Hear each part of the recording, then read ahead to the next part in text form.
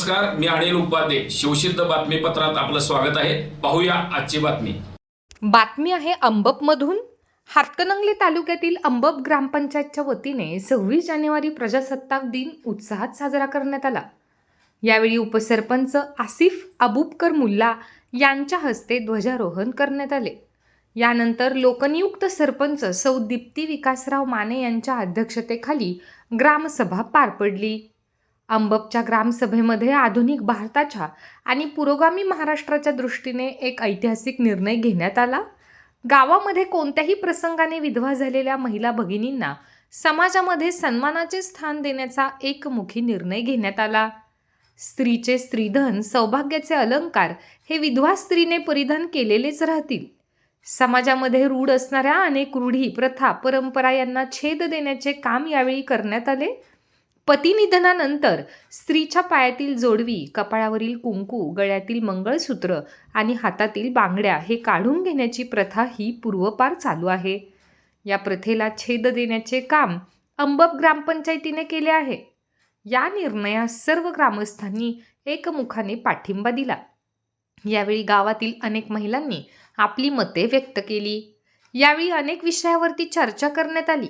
उपस्थित प्रश्नांना लोकनियुक्त सरपंच सौ दीप्ती विकासराव माने यांनी सर्वच प्रश्नांची अगदी समर्पकपणे उत्तरे दिली. विशेष म्हणजे ही ग्रामसभा संपल्यानंतर विधवा महिलांना हळदी कुंकू लावून या निर्णयाची अंमलबजावणी करण्यात आली. त्यानंतर सभेची सांगता झाली. या ग्रामसभेस गावातील ज्येष्ठ नागरिक, तरुण मंडळाचे कार्यकर्ते व आजी माजी सरपंच, उपसरपंच, सन्माननीय ग्रामपंचायत सदस्य, पोलीस पाटील, तंटामुक्ती समितीचे अध्यक्ष, विविध संस्थांचे पदाधिकारी उपस्थित होते. विशेष म्हणजे या ग्रामसभेस बहुसंख्य महिला उपस्थित होत्या. ग्रामपंचायत अधिकारी श्री डी.व्ही. शिंदे सर यांनी प्रशासकीय अधिकारी म्हणून काम पाहिले. समजून घेण्यातला प्रत्येकाची मनाची मानसिकता प्रत्येकाला बदलावी लागेल. काळ बदलत असताना सगळ्यांनी बदलण्याची भूमिका घ्यावी लागेल.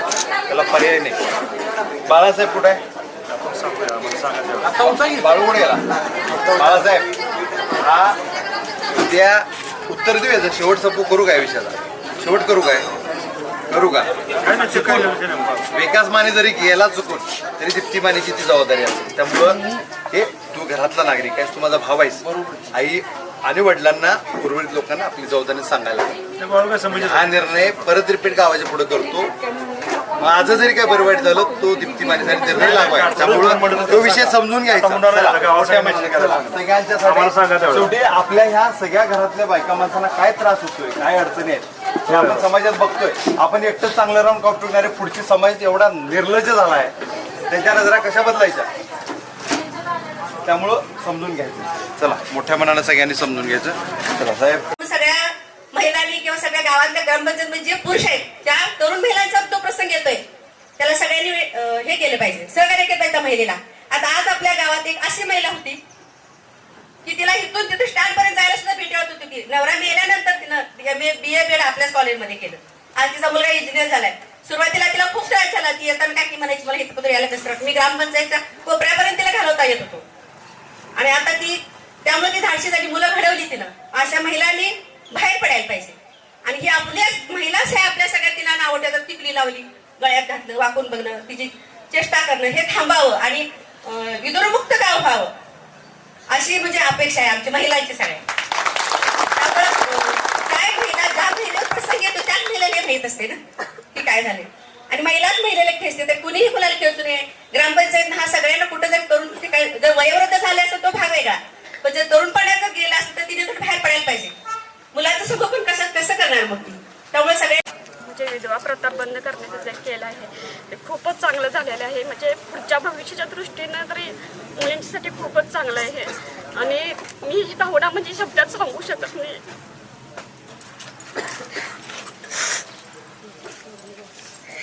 म्हणजे कधी बरं वाटत आहे की आमच्यासारख्या स्त्रियांना समाजामध्ये म्हणजे पुढे आणण्यात आले आहे. त्याच्याबद्दल मी दीप्तीचे आभार मानते.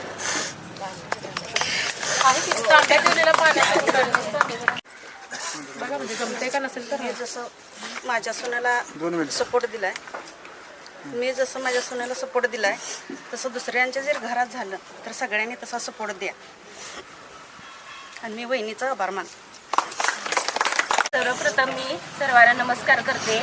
आज आपल्या लोकनियुक्त दीप्ती वहिनी यांनी विधवा प्रथा बंद हा कार्यक्रम इथे सादर करून आम्हाला मानाचं स्थान दिलं आहे. समाजात आम्हाला हळदी कुंकवाला अक्षरशः हात लावायचं म्हणलं तर थरथर कापायचे आमचे हात.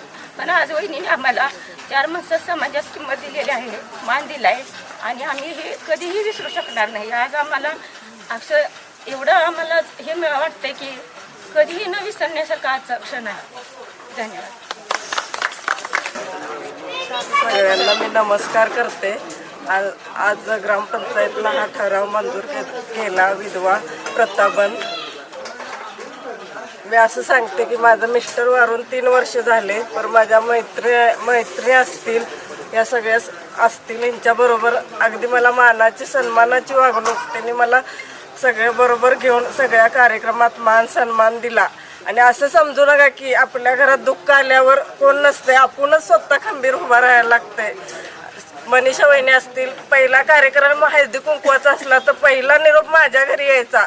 एवढं वहिनीने माझ्या बरोबर सगळ्या मैत्रिणी असतील, वहिनी असतील, सगळ्यांनीच मला मानाची सन्मानाची वागणूक दिली. आणि सगळ्यांनी सगळ्या कार्यक्रमात मला पुढं घेऊन सगळं कार्यक्रम पार पडलं. तसंच दीप्ती वहिनीने सुद्धा हा विधवा प्रथा बंद करण्याचं वर्ष झालं चाललंय, परत ते काय वेळ आली नाही. आज ग्रामसभेत हा ठराव घेऊन सगळ्या विधवांना बोलवून विधवा प्रथा बंद केली. अभूतपूर्व निर्णय वहिनीने घेतला, त्याबद्दल मी त्यांचे आभारी आहे. धन्यवाद. सर्वप्रथम मी सर्वांना नमस्कार करते.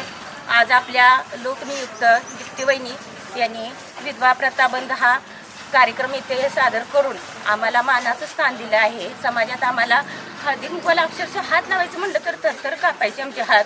पण आज वहिनीने आम्हाला 4 माणसात समाजात किंमत दिलेली आहे, मान दिला आहे आणि आम्ही हे कधीही विसरू शकणार नाही. आज आम्हाला अक्षर एवढं आम्हाला हे वाटतंय की कधीही न विसरण्यासारखा आजचा क्षण आहे. धन्यवाद. आज ग्रामपंचायत आंबपच्या वतीनं इथं 26 जानेवारी रोजी ग्रामसभेमध्ये विधवा प्रथा बंद करणे हा ठराव घेण्यात आलेला आहे.